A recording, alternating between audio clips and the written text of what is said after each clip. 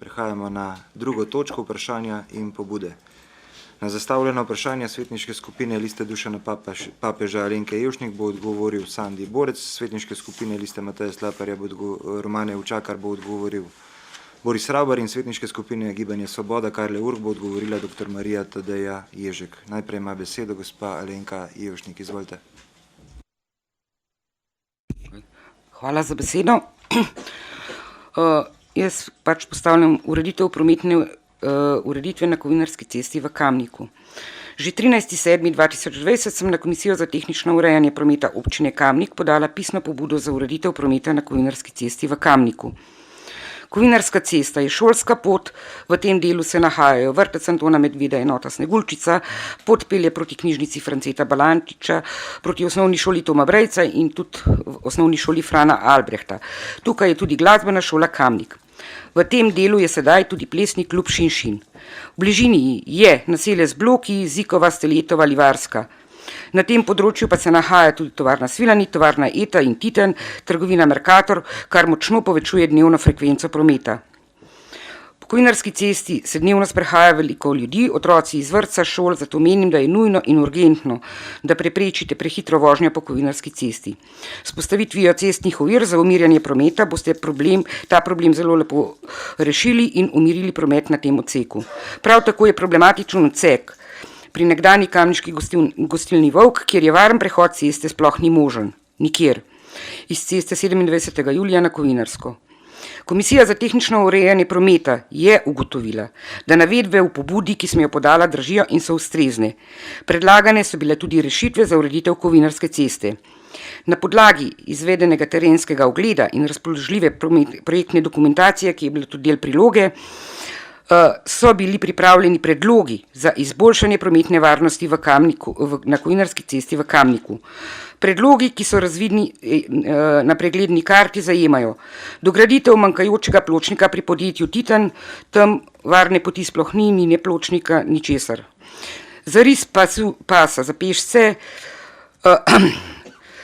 pravilnik o prometni signalizaciji in opremi na cestah, zaris prehoda za pešce ter ureditev javne razsvetljave pri podjetju Titan. Izvedba prehoda za pešce in javne razsvetljave pri bivši gostilni Volk po izdelanem projektu IZN številka 63023 december 2020. Cesta Lunar d.o.o. in izvedba ukrepa za umirjanje v celotnem križišču dveh križišča pri bivši gostilni Volk po normativih TSC 03-800-2009 Ministrstvo za promet. Zaris prehoda za pešce ter postavitev javne razsvetljave in zaris pasu za pešce številka 5234 pravilnik o prometni signalizaciji in prometni opremi na cestah od podjetja Svilanit do križišča s Kajuhovo cesto. Zaris prehoda za pešce pri makadamskem parkirišču podjetja Svilanit. Asfaltiranje bankine ob ograji makadamskega parkirišča, kjer je predlagan zaris pasu za pešce, pravilnik o prometni signalizaciji in prometni opremi na cestah. Dobro, brala uradnega lista. Glede na to, da smo leta 2024, me zanima sledeče. Kdaj se bodo začela dela na Kovinarski in kdo bo odgovarjal, če pride do nesreče, glede na to, da sta tako župan kot občinska uprava seznanjena s cestno problematiko tega predela Kamnika. Hvala. Hvala. Odgovor bo prebral gospod Sandi Borec. Hvala lepa za besedo. Občina Kamnik je v letošnjem letu pristopila k izdelavi občinske celostne prometne strategije, v kateri bodo oblikovani strateški in pa specifični cilji razvoja prometa v ožjem in pa v širšem mestnem središču ter za področje celostne občine. Na tej podlagi bo občina lahko črpala evropska sredstva za investicije na področju trajnostne mobilnosti. Prometna strategija bo vključevala tudi področje Kovinarske ceste. Hvala. Hvala. Želite dodatno vprašanje? Izvolite. Moram reči, da tole ni odgovor. Tole je kar nekaj. A se vi norčujete iz kogarkoli, daj pa preberite še enkrat, kaj ste odgovorili. Jaz nisem dobila nobenega vprašanja na postavljeni 2 vprašanji. Odgovora. To je neverjetno. A letos je šele strategija? S tem se ukvarjamo od leta 2020, pa s koga se vi norca delate? Resno vas vprašam. Komisija za tehnično urejanje prometa je ugodila, narejeni so projekti, vi pa meni razlagate, da smo v letošnjem letu pristopili k strategiji. Pa čakajte, lepo vas prosim, to je norčevanje iz... Res me zanima, kdo bo odgovarjal, če bo prišlo do nesreče. Gospod Srša si je vzel čas in se sprehodil čez Kovinarsko, zgleda, da si jo bo mogel tudi župan, pa še kdo. A ne? Lepo prosim, drugič saj resen odgovor pripravite. Hvala. Hvala. Zdaj mogoče dopolnitev, Alenka. Odgovor je resen tok, da je na Kamniku takih podobnih žarišč, kot je na Kovinarski, kar nekaj. Na vseh koncih, če gremo mimo zdravstvenega doma, je tudi zelo pereče področje, ki ga je treba urediti. Kar nekaj je nezveznih kolesarskih povezav, ki se začnejo in končajo kar nekje, in kar nekaj tudi takih peš površin, recimo v spodnjih stranjah, kjer ni kar nekje zmanjka pločnika in podobno je proti Črni. In takih žarišč je res ogromno po občini Kamnik in ta celostna prometna strategija bo vse te detektirala, nekako analizirala in potem bomo pripravili celosten načrt, kako vse te zadeve, vse te kritične točke celostno rešiti tudi s pomočjo evropskih sredstev. Jaz verjamem, da nam bo uspel, tisti, kjer so načrti že narejeni, bomo vzeli prednostno, je pa dejstvo, da če bomo karkoli denarja lahko dobili iz Evrope, tudi za te namene, jih bo treba počrpati preko celostne prometne strategije. In takih področji je res ogromno. Sprehodimo se po Medvedovi, po Tunški, po okoli zdravstvenega doma, po Duplici, po Stranjah in tega je res veliko, ne samo na Kovinarski. Tam, kjer so pa pripravljeni načrti, se bo pa šlo prednostno in prioritetno. Hvala. Besedo ima... Če lahko. Izvolite. Zdaj lahko naslednje vprašanje dam Tunško, ki je tudi že obljubljena, pa naslednje vprašanje Medvedovo, ampak jaz sem rekla, da je odgovor na zastavljeni svetniški vprašanji neresen. Pripravljene so strategije, pa če mogoče ste gospod župan pozabil, ta zadeva je bila že v proračunu pa obljubljena, tako da kaj pa pomeni, če mi nečesa ne vemo, kaj bomo naredili, naredimo strategijo, ne? Pol pa nobene ve, kdaj bo. Jaz se povsem jasno zavedam problematike, naredili pa nismo ne na Medvedovi, ne na Tunški, ne na Kovinarski, ne v Stranjah nič. Mrskje pa smo, poleg tega smo imeli pa še največjo katastrofo, ampak kakorkoli. Besedo ima gospa Romana Učakar. Izvolite. Hvala za besedo in lep dober dan vsem tudi v mojem imenu. Naše vprašanje se nanaša na rekreacijsko os ob Kamniški Bistrici, ki je med občani Kamnika zelo priljubljena in obiskana, saj predstavlja zeleno ozadje v neposredni bližini mesta. Omenjena os je bila izvedena že pred več kot 10 leti, zato pozdravljamo projekt Zelena os v Kamniku. Zanima pa nas, kaj obsega omenjeni projekt in ali se ob rekreacijski osi načrtuje še kakšna ureditev. Hvala. Hvala. Odgovor bo prebral in ga je pripravil gospod Boris Ravbar. Izvoli. Hvala za besedo. Vsem en lep pozdrav. Občina Kamnik je s projektom Zelena os v Kamniku se je prijavila na javni razpis za sofinanciranje vlaganj v javno in skupno turistično infrastrukturo in naravne znamenitosti v turističnih destinacijah, ki ga je objavilo Ministrstvo za gospodarstvo, turizem in šport v letu 2023. Na razpisu smo bili uspešni in pridobili nepovratna sredstva v višini 297 000 evrov.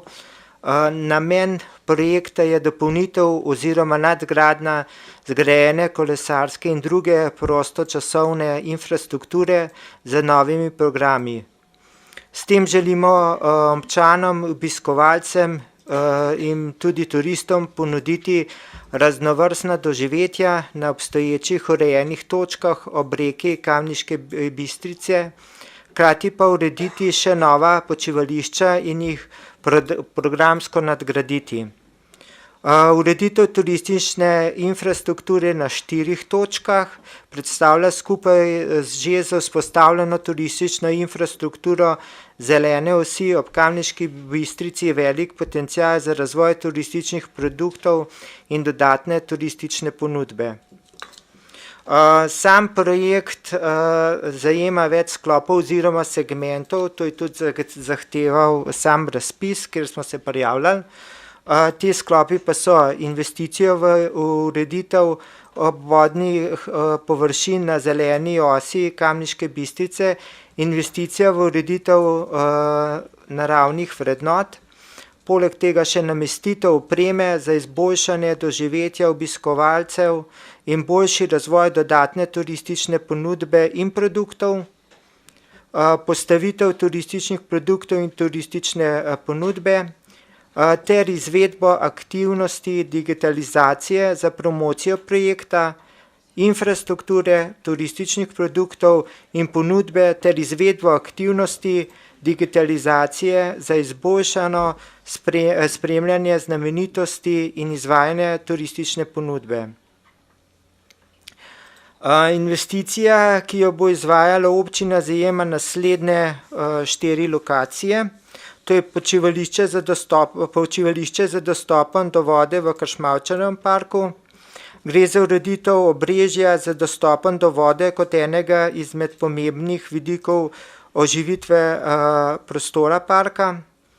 Načrtovana je ureditev zajema izvedbo 2 dolgih lesenih ploščadi in urejanje dostopa do vode preko stopničaste kašne konstrukcije.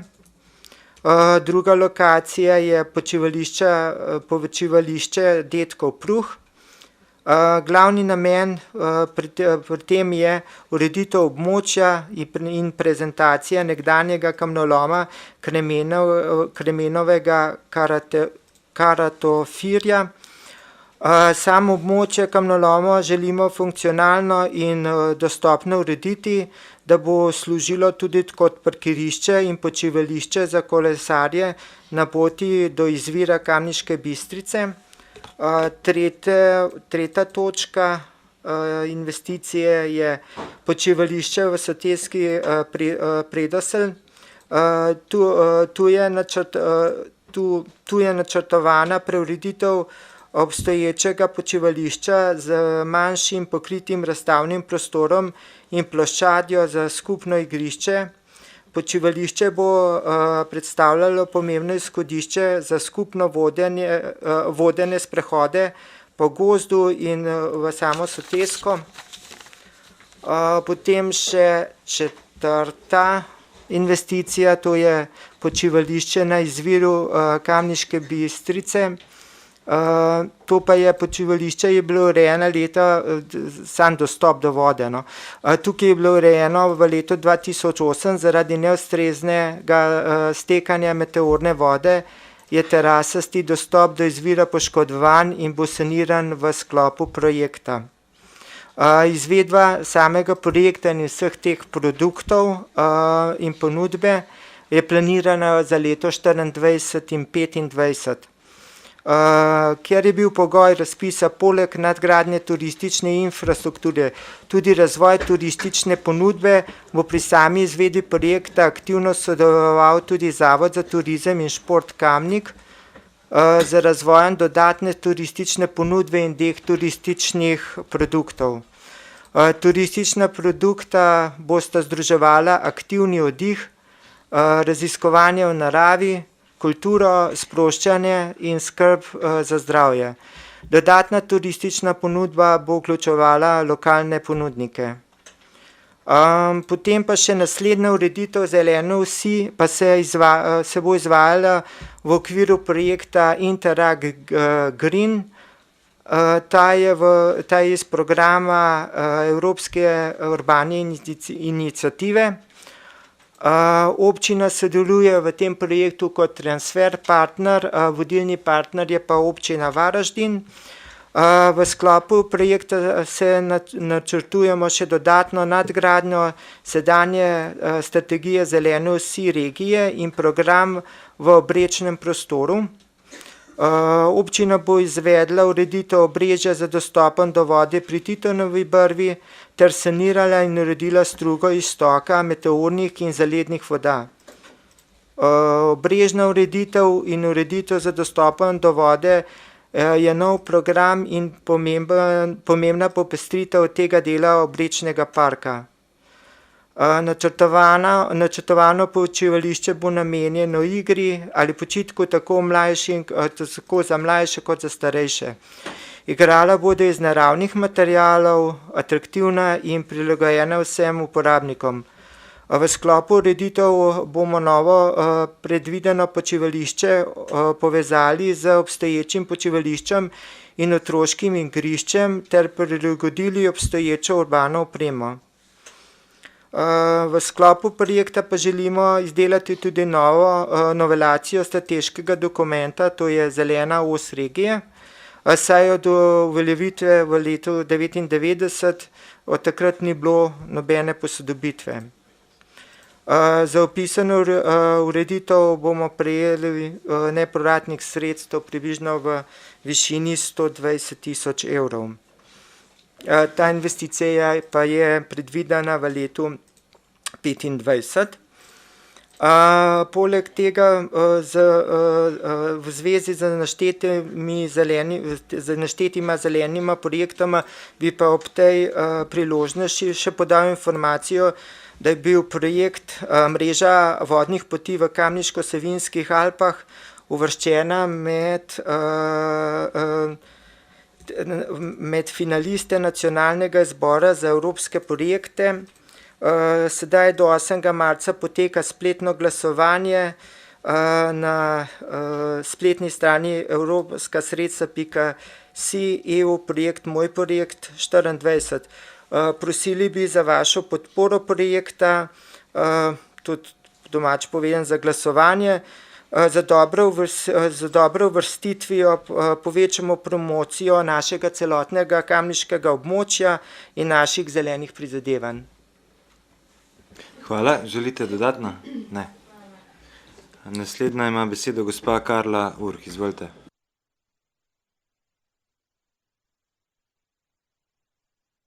Priklopite se, Karla. Hvala lepa. Moje vprašanja se bodo navezovala na občinski prostorski načrt in skratka spremembe in dopolnitve. In bi kar takole nekako začela, vsega se ne da zajeti. Dne 25.9.2023 je Ministrstvo za naravne vire in prostor izdalo mnenje na spremembe in dopolnitve občinskega prostorskega načrta 2. Jaz ne bi vseh številk brala, ker verjetno, da bom mogoče kakšno malo zamenjala. V njem je Direkcija Republike Slovenije za vode izdala negativno mnenje, ker niso bile upoštevane splošne smernice z področja upravljanja z vodami. Opozorjeno je bilo tudi, da občina Kamnik želi umeščati novo pozidavo na plazovitih območjih. Poleg tega se je občutljive dejavnosti umeščali v poplavno ogroženo območje. Dne 3.10.2023, oprostite za napako, je Ministrstvo za naravne vire in prostor izdalo negativno dopolnilno drugo mnenje na spremembe in dopolnitve OPN-ja številka 2. V njem je ugotovilo, da občina Kamnik ni upoštevala usmeritev glede razvoja naselij in razpršene gradnje, ohranjanje prepoznavnih značilnosti prostora, razmestitve dejavnosti v prostoru, območij namenske rabe prostora. Dne 26.10.2023 je Zavod Republike Slovenije za varstvo narave izdal mnenje, kjer občino Kamnik poziva k izvedbi celovite presoje vplivov na okolje v postopku spremembe in dopolnitve občinskega prostorskega načrta 2 zaradi načrtovanih večjih sprememb in njihovih vplivov na naravo. Dne 10.11.2023 je Ministrstvo za kulturo izdalo negativno mnenje na spremembe in dopolnitve občinskega prostorskega načrta 2, ker v njem med drugim ugotavljajo, da občina neustrezno ravna s prostorom na Veliki planini. Poleg tega so opozorili tudi na nedopustno sprememb zelenih površin v stanovanjsko rabo v Češmančevem parku ter predlagali umik teh predlogov iz OPN-ja. Dne 22.11.23 je Ministrstvo za kulturo izdalo dopolnitev negativnega mnenja na spremembe in dopolnitve občinskega prostorskega načrta 2. V njem so precej podrobno zapisali razloge za nesprejemljivost tega, bom rekla, te dopolnitve pri spremembah na Veliki planini, zlasti zaradi želje po še večji turistifikaciji našega kulturnega bisera ter širitvi prometnih površin, kar bi še povečalo že tako nevzdržen prometni kaos. Skladno z navedenimi dejstvi zato župana sprašujem sledeče. Kako je občina odgovorila na vse pripombe nosilcev urejanja prostora, ki so izdali negativna mnenja na spremembe in dopolnitve občinskega prostorskega načrta 2? Drugič, ali bo župan umaknil sporne predloge iz spremembe in dopolnitve občinskega prostorskega načrta 2? Pri predlogih, ki jih župan ne želi umakniti, želim jasno pojasnilo, zakaj župan meni, da so predlogi takšnega strateškega pomena, da zaradi njih na spremembe OPN čakajo tudi tisti, ki ne želijo izvesti nobenih spornih prostorskih ukrepov. Tretjič, zakaj občina Kamnik v času plazov in poplav želi širiti razpršeno poselitev na plazovitih območjih in s tem ogrožati življenja njihovih prebivalcev? Četrtič, koliko je občino Kamnik stal postopek sprememb in dopolnitev OPN-ja 2? Zanima me konkreten znesek izplačila za zunanje prostorske načrtovalce.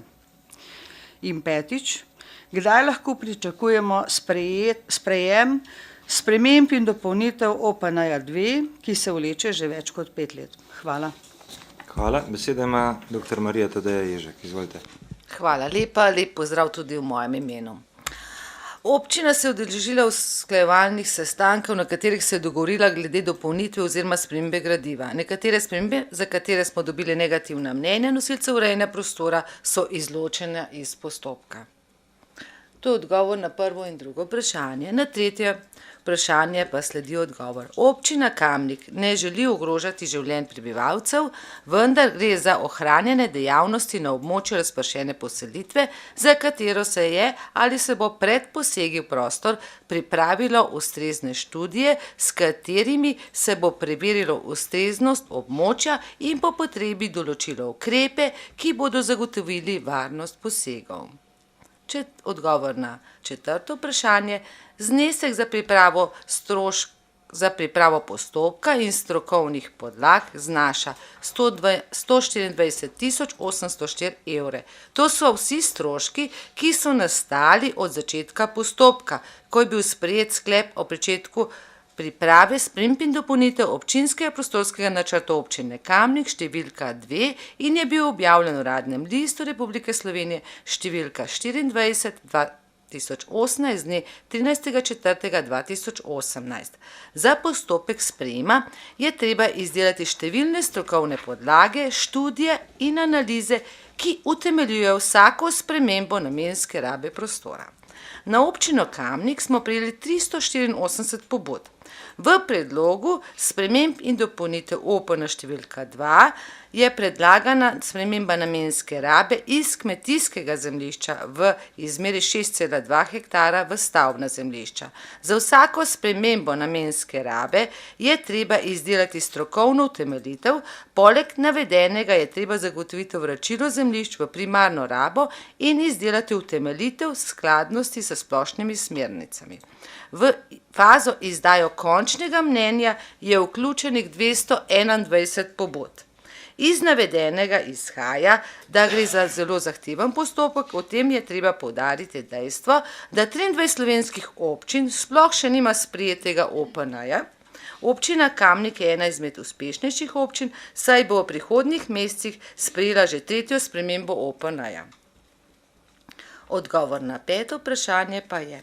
Razlog za podaljšanje postopka sprememb in dopolnitev OPN številka 2 so bile tudi poplavni dogodki v avgustu 2023, ki so močno prizadeli občino Kamnik, kot tudi preostanek države. Občina je morala upoštevati izredne okoliščine in določene spremembe obravnavati v skladu z novimi dejstvi, ki so bile ugotovljene na podlagi preučitve dejanskega stanja v prostoru in po poplavah.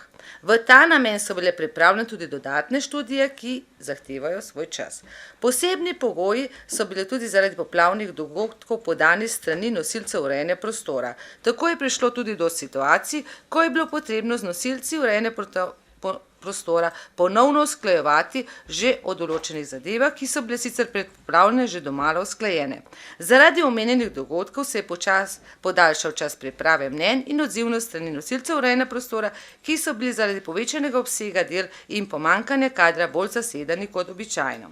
V tem tednu bo gradivo v končna mnenja posredovana nosilcem urejanja prostora. Pozitivna mnenja naj bi bila izdana v roku 1 meseca, to je zakonska določba, vkolikor se bodo nosilci urejanja prostora držali zakonsko predpisanih rokov za izdajo končnih mnenj in ne bodo podali novih zahtev, je sprejem in dopolnitev OPN številka 2 predviden za obravnavo na junijski seji. Hvala lepa. Hvala.